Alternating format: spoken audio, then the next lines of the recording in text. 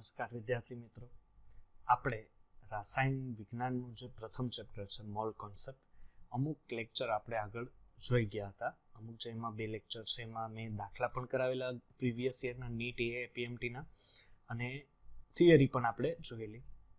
હવે જે બાકીની થિયરી છે એની તત્વયુગ્મિતીય અને એની સાથે સાથે છે એ લિમિટિંગ રિએજન્ટ એટલે કે મોલ જે એલઆર છે એના વિશેની માહિતી છે, અને થોડુંક એકાદા બે આપણે જે બીજા એના સૂત્ર છે એના વિશે જોશું. તો અહીંયા તમને પહેલા જ દેખાતું હશે કે પ્રમાણ સૂચક સૂત્ર અને આણ્વીય સૂત્ર વચ્ચેનો સંબંધ. ઓકે, પ્રમાણ સૂચક સૂત્ર અને આણ્વીય સૂત્ર છે તમારી પાસે, એ બે વચ્ચેનો સંબંધ જોવો. તો n છે એ પ્રાકૃતિક સંખ્યા છે, 1, 2 અને 3 હોઈ શકે. સૂત્ર તમારે હું યાદ રાખવાનું કે આણ્વીય સૂત્રના છેદમાં પ્રમાણ સૂચક સૂત્ર, એટલે તમને મળશે n, અને સાથે છે n એટલે બીજું સૂત્ર આણ્વીય ભાર ના છેદમાં સૂત્રભાર. સૂત્રભાર એટલે કે પ્રમાણ સૂચક સૂત્ર, ધ્યાન આપજો, સૂત્રભાર એટલે પ્રમાણ સૂચક સૂત્ર, એટલે આની સિમિલર જ થશે, બરોબર છે, સિમિલર જ થશે. ચાલો, હવે તમારી પાસે આ વસ્તુ છે કે દાખલા તરીકે એક ક્વેશ્ચન સોલ્વ કરીએ આના ઉપરથી, બરોબર છે. ચાલો, હવે તમારી પાસે શું છે કે સર મારી પાસે અહીંયા CH3 છે. અહીંયા એ લોકો એમ કે છે, પહેલી જ વસ્તુ અહીંયા એ લોકો શું કે છે આપણને કે ભાઈ 80% કાર્બન છે. કેટલો છે? 80%. હવે 80% કાર્બન છે એટલે અહીંયા પહેલો શબ્દ એ લોકો શું કહી દીધું કે hydrocarbon. Hydrocarbon that means CnH બંને છે. ઓકે, એમાંથી 80% આ ધરાવે છે, એટલે 80 અને હાઇડ્રોજન તો કેટલા હશે સર? એ તો 20% જ હશે. ધેટ મીન્સ આ 80 ગ્રામ થયું અને આ 20 ગ્રામ થયું. ઓકે, ચાલો સમજાશે. હવે એ લોકો કહે છે કે એની બાષ્પ ઘનતા છે, ધ્યાન આપજો વિદ્યાર્થી મિત્રો, એની બાષ્પ ઘનતા છે એ કેટલી આપેલી છે? તો સર એની બાષ્પ ઘનતા સર અમને અત્યારે આપેલી છે 30. That means vapour density is 13. Vapour density તમને કેટલી આપેલી છે? એને 30 આપેલી છે. ઓકે, ચાલો, બાષ્પ ઘનતા આપી છે. હવે એ લોકો એમ કહે છે કે આનું આણ્વીય સૂત્ર શું છે? હવે આણ્વીય સૂત્ર મેળવવું હોય તો આણ્વીય સૂત્ર is equal to n into પ્રમાણ સૂચક સૂત્ર. પ્રમાણ સૂચક સૂત્ર, તો એની પહેલા જ સાહેબ અમારે પ્રમાણ સૂચક સૂત્ર જ મેળવવાનું બાકી છે, તો શું કરશું? તો ચાલો પ્રમાણ સૂચક સૂત્ર અને આણ્વીય સૂત્ર બે મળી જાય એવું આપણે કંઈક ગોઠવીએ. ચલો, કાર્બન કેટલા છે? પહેલા તો કાર્બન 80 ગ્રામ છે, એના મોલ મેળવી લો, એટલે 80 ભાગ્યા 12, કારણ કે કાર્બનનું વજન કેટલો હશે આણ્વીય દળ? 12. તો 80 ભાગ્યા 12 એટલે કેટલા આવશે? 6.66. પછી એ જ પ્રમાણે હાઇડ્રોજન કેટલા છે? 20 ગ્રામ છે, 20 ભાગ્યા 2 એટલે કેટલા? 10. બધાને આને એની પેલા સાથે ભાગવા પડશે આપણે.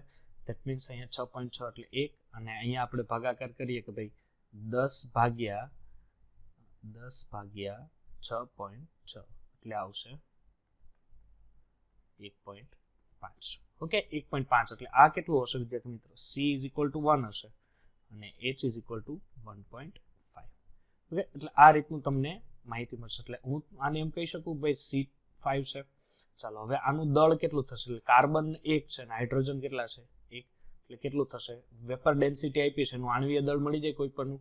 વેપર ડેન્સિટી એટલે આણ્વીય દળ is equal to 2 into vapour density. Vapour density કેટલી છે?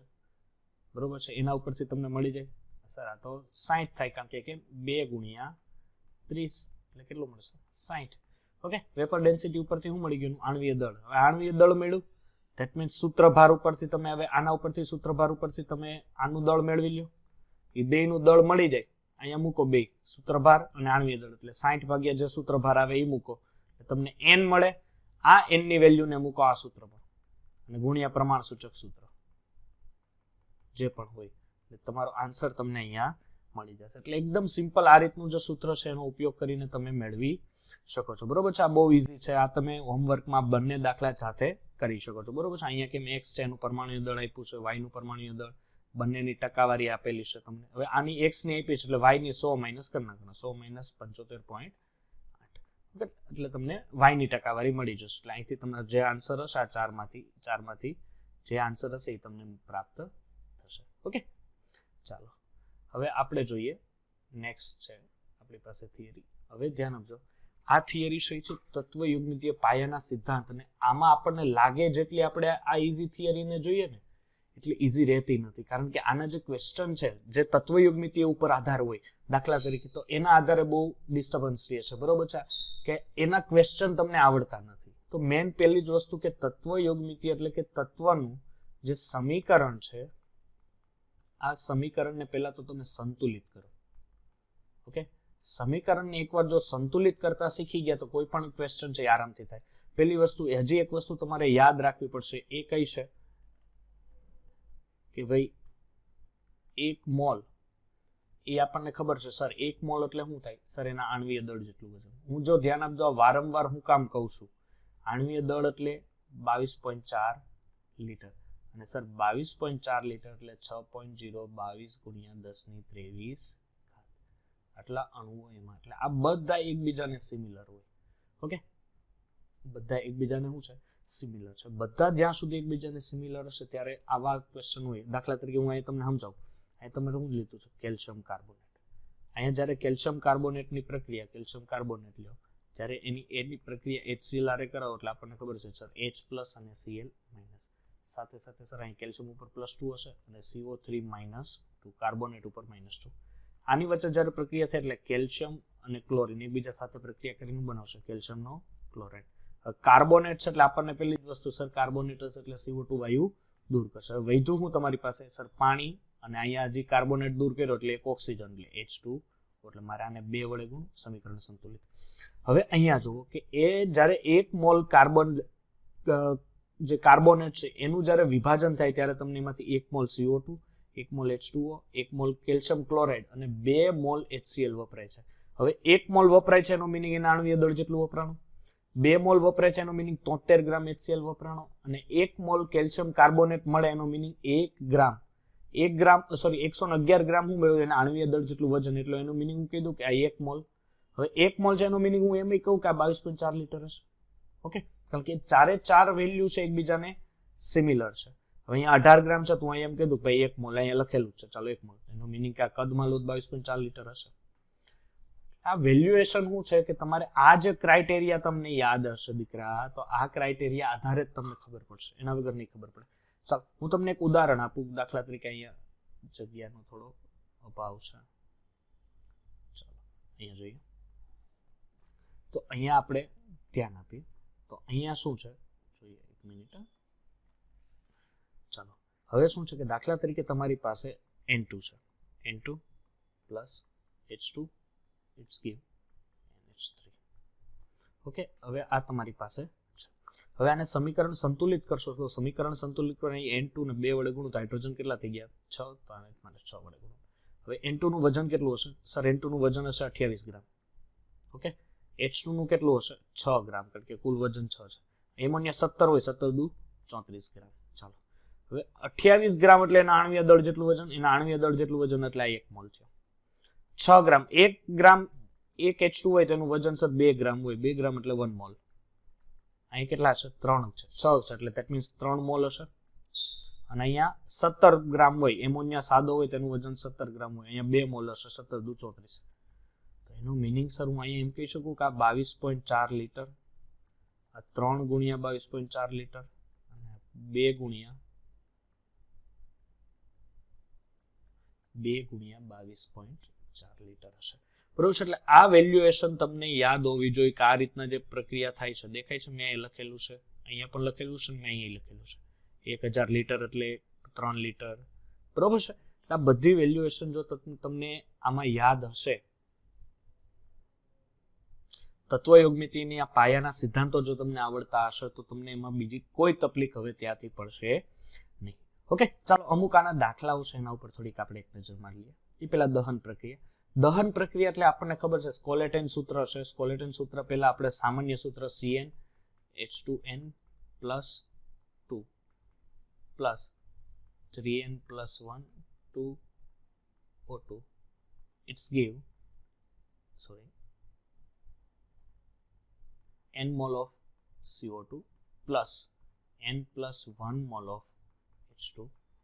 ચાલો આ સામાન્ય સૂત્ર છે કોના માટે, દહન કોનું થતું હોય, આલ્કેનનું દહન થતું હોય ત્યારે સામાન્ય સૂત્ર છે. ઓકે, તમે આલ્કેન પણ લઈ શકો, આલ્કીન પણ લઈ શકો, સામાન્ય સૂત્ર. દાખલા તરીકે હું કાર્બનની સંખ્યા 4 લઉં તો 4 = 4 × 10 પ્લસ અહીંયા હું તો 4 તેરી 12 13/2 O2 it's give 4 mole of CO2 plus 5 mole of H2O જ્યારે પ્રક્રિયા પૂરી થાય આટલું દહન થાય ત્યારે મળે છે. એટલે કોમ્બ્યુશન પ્રક્રિયા અથવા દહન પ્રક્રિયા ઇંગ્લિશમાં કોમ્બ્યુશન પ્રક્રિયા અથવા સ્કેલેટોન સૂત્ર પણ કહેવાય. આ દહન પ્રક્રિયા છે, સંતુલિત સમીકરણ છે આ. એટલે તમારે આ સમીકરણ જો તમને યાદ હશે તો આ સમીકરણ ઉપરથી તમે કોઈ પણ દહન પ્રક્રિયા આરામથી કરી શકો. ઓકે, ચાલો આપણે હવે તત્વયુગ્મિતીય માટેના દાખલા જોઈએ. ચાલો આપણે 2 દાખલા અહીંયા જોઈન્ટમાં છે એ જોઈ લઈએ. તમારી પાસે શું છે 1 કિલોગ્રામ Fe2O3. ચાલો Fe2O3 એનું રિડક્શન સર હાઇડ્રોજનની હાજરી. રિડક્શન થઈને Fe બને H2O. સર આ પ્રક્રિયા રિડક્શન છે વાતભટ્ટી વાળી છે? નહીં, અહીંયા હાઇડ્રોજનની હાજરીમાં રિડક્શન થાય છે. હવે પહેલી જ વસ્તુ તો તમને આયનનું દળ શોધો કે કેટલું આયન તમને મળશે. પેલું એક કામ કરીએ, પેલા આના બધાના મોલ મેળવી લે. પેલા આલો ચાલો હાઇડ્રોજનના મોલ તો ખબર પડી ગઈ સર કેટલા છે. Fe2O3 plus 3 mol of H2O, it's give 2Fe plus 3 times of H2O. ચાલો ઓકે, ચાલો પેલા મોલ મેળવી લઈએ. Fe2O3 ના મોલ મળી ગયા. ચાલો હવે 1 મોલ ફેરિક એસિડ જો તમે આટલો અહીંયા કેટલા મોલ મળ્યા સર? આ તો 1 મોલ છે કારણ કે આણ્વીય દળ જેટલું વજન. હવે અહીંયા તમને કેટલા 1 મોલ જ્યારે Fe2O3 નું રિડક્શન કરો ને ત્યારે તમને કેટલા મોલ મળે છે? 2 મોલ Fe મળે છે. કેટલો મોલ? 2 મોલ. હવે તમારી પાસે કેટલા Fe છે? સર મારી પાસે 1 કિલોગ્રામ Fe છે. જો 1 મોલ એનો મીનિંગ સર હું 160 ગ્રામ જ્યારે Fe વાપરું ને ત્યારે મને 2 મોલ Fe મળે છે. તો હવે 1 કિલોગ્રામ છે તો એનો મોલ મેળવી લો. એટલે 1 મોલે 2, ધ્યાન આપજો 1 મોલે 2. તો આપણે હવે એનું દળ મેળવવાનું થાય એટલે કે 160 કેટલા મોલ? ઓકે, તો 160 એટલે આપણે 1000 ભાગ્યા 160 ગુણ્યા 2 ના છેદમાં 1 છે. લખે કે ન લખે કઈ ફરક પડે નહીં. ઓકે, એટલે ચાલો 100 એટલે 200 ભાગ્યા 16. 200 ભાગ્યા 16 તમે આગળ કરશો એટલે તમને અહીંયા મોલ મળશે 12.5 મોલ. કેટલા? 12.5. 12.5 મોલ મેળા.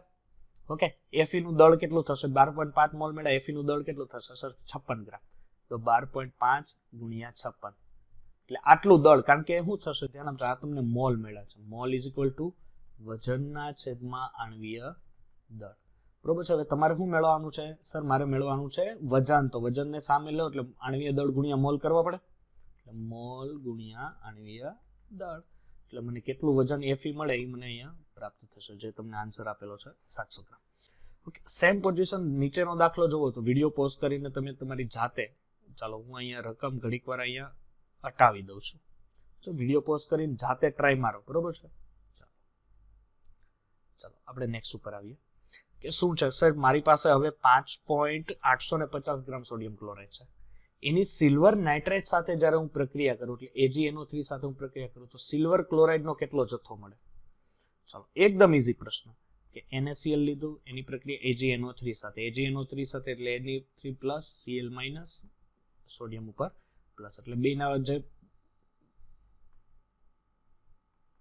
ચાલો એટલે એમ છે NaNO3 પ્લસ AgCl. ઓકે, ચાલો હવે NaCl નું દળ કેટલું આપે છે એ લોકો એમ કહે છે કે ભાઈ 5.850 ગ્રામ. પહેલા તો એક કામ કરીએ, સિમ્પલ જે તત્વયુગ્મિતીય છે એ પ્રમાણે જો હું 1 મોલ NaCl નું દહન કરું, 1 મોલ AgNO3 નું દહન કરું તો મને 1 મોલ NaNO3 અને 1 મોલ AgCl મને પ્રાપ્ત થાય. રેડી? સિમ્પલ રિએક્શન છે. હવે જો મારી પાસે કેટલું વજન હોય 1 મોલ એટલે મેં 58.5 ગ્રામ જ્યારે NaCl વાપર્યું હશે ત્યારે મને AgCl એટલું મળ્યું હશે, એના આણ્વીય દળ જેટલું વજન, મોલેક્યુલર વેઇટ જેટલું વજન. હવે મારી પાસે કેટલા ગ્રામ છે સર? મારી પાસે અત્યારે 5.850 ગ્રામ છે. એટલે પેલા કામ કરીશું, આના મોલ મેળવી લઈશ.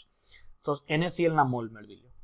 NaCl ના મોલ થશે 0.1 બીકોઝ વાય? કારણ કે અહીંથી ખબર પડે 58.5 ભાગ્યા 5.850 એટલે 0.1.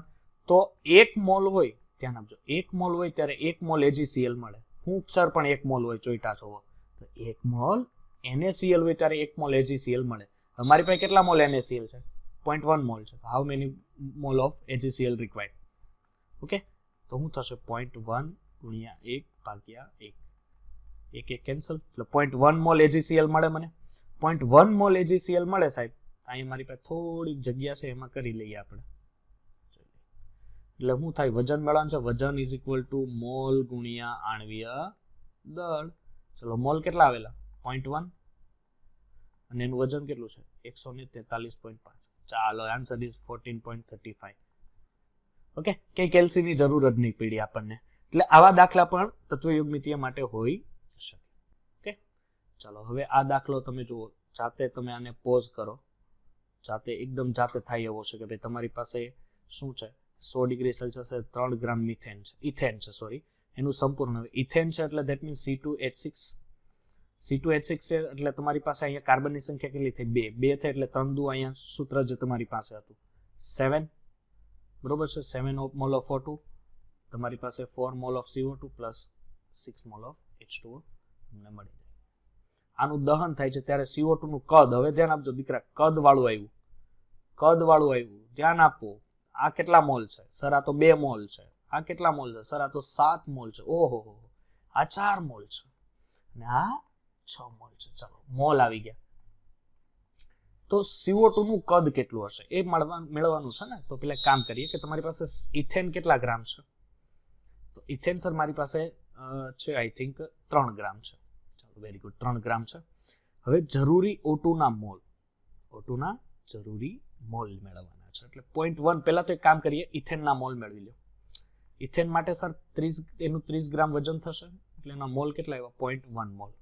ચાલો 0.1 મોલ આવશે એટલે O2 માટે જરૂરી મોલ કેટલા હશે? એટલે O2 ના મોલ મેળવી લો, કારણ કે જો આટલા ગ્રામ વપરાણું હોય તો આ શું કરવાનું હોય 7/2 ગુણ્યા 0.1, કારણ કે 0.1 કુલ C2H6 0.1 છે એટલે ઓક્સિજન કેટલા હોય મોલ. ચાલો હવે તમારે શું મેળવવાનું છે? O2 નું કદ કરી નાખો. O2 નું કદ માટે શું થાય સર? કદ માટેનું સૂત્ર હતું mall is equal to V/20.4. એટલે હવે તમારા મોલને આમાં લઈ જાઓ એટલે મોલ કેટલા છે સર? મોલ છે મારી પાસે 0.35 મોલ છે. એનું કદ કેટલું સર? 22.4. એટલે તમને કદ મળી જાય V કેટલું મળે સર? 7.84 લીટર. ક્લિયર? સેમ પ્રમાણે તમે હવે CO2 ના, કારણ કે તમને CO2 નું કદ, તો CO2 ના મોલ મેળવો, કારણ કે CO2 ના 4 મોલ છે ભાગ્યા 2 અને તમારી પાસે કુલ મોલ કેટલા હતા 0.1. કરો ગણતરી કરો 4.8 લીટર. એકદમ સિમ્પલ દાખલા છે, સરળ છે. ચાલો આ દાખલો પણ એકદમ સિમ્પલ છે, જાતે ટ્રાય મારી શકો છો, બરોબર છે. ચાલો હવે આપણે આગળ વધીએ. હવે લાસ્ટ થિયરી છે આ ચેપ્ટરની, એ છે લિમિટિંગ રિએજન્ટ LR. કે કોઈ પણ પ્રક્રિયા માટે LR કોણ થઈ શકે? LR એટલે લિમિટિંગ રિએજન્ટ. હવે દાખલા તરીકે તમને જો સીમિત પ્રક્રિયા છે એમાંથી તમને એક સમીકરણ આપ્યું છે, A છે 2B છે, એટલે તારી પાસે અહીંયા આપણી પાસે A છે 2B છે, ઇટ્સ ગીવ C + 2D.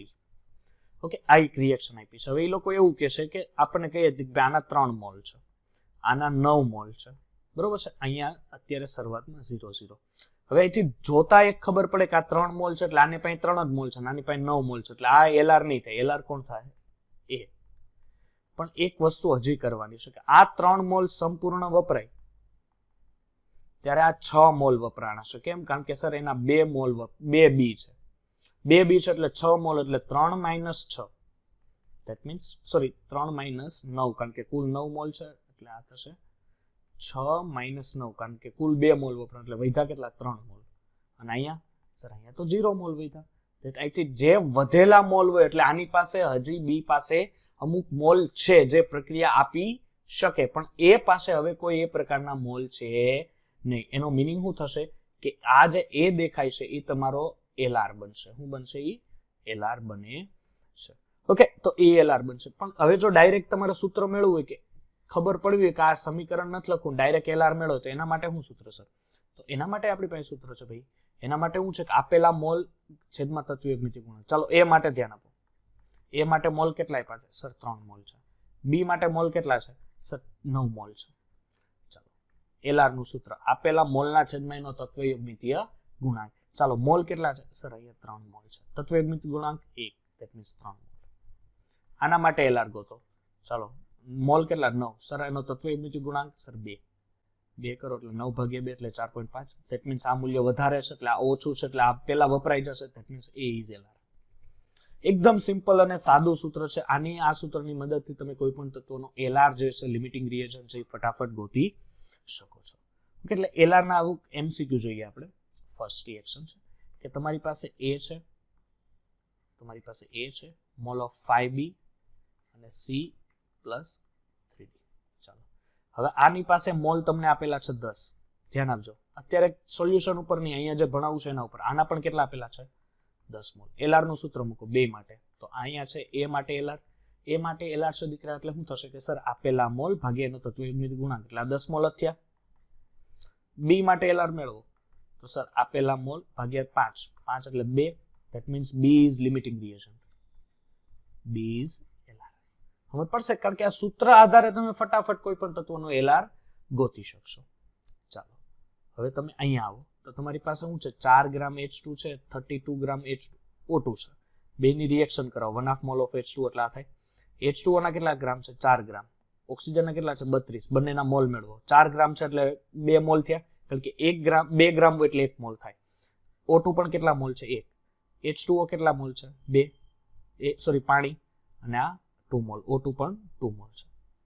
તો એક કામ કરીએ, આપનું વરાળનું કદ મેળવવાનું છે. સર આ તો પેલા જેવા દાખલા આવી ગયા કદ વાળા. તો H2O ના મોલ કેટલા? 2. કદ મેળી જાય, કદને કરતા બનો એટલે 22.4 ગુણ્યા n. 22.4 એટલે 44.8. That is the answer. ચાલો હવે જો વિદ્યાર્થી મિત્રો, આટલા જે દાખલા છે એ તમને હું હોમવર્ક માટે અથવા પ્રેક્ટિસ માટે હું તમને આ દાખલા આપું છું. દાખલા તમે ગણાઈ જાય. જો કદાચ આ દાખલા એકમાંથી ખબર નથી પડતી તો તમે કોમેન્ટ સેક્શનમાં તમે કહી શકો કે ભાઈ સર આ દાખલાની અમને ખબર પડી નથી, તો આનું સોલ્યુશન તમને પ્રાપ્ત થઈ શકે. બરોબર છે. આ સોલ્યુશન પણ એવું લાગે તો આપણે જે યુટ્યુબની નીચેની લિંક છે એમાં જ આ સોલ્યુશન આપણે મૂકી દઈશું. ઓકે, તો આપણે ફરી, હું આશા રાખું છું કે તમને આ વિડીયો લેક્ચર્સમાં મજા આવેલી હશે. હવે આપણે આ જે મોલ કોન્સેપ્ટની જે થિયરિકલ પાર્ટ છે એ આપણે પૂર્ણ કર્યા છે. હવે આપણે આગળના જે લેક્ચર છે એટોમિક સ્ટ્રક્ચરના ક્રેશ કોર્સનો લેક્ચર આપણે ચાલુ કરશું, અને તદ્દન એકદમ નવા, એકદમ ફ્રેશ કમાલ લેક્ચર સાથે આપણે ફરીથી મળીશું.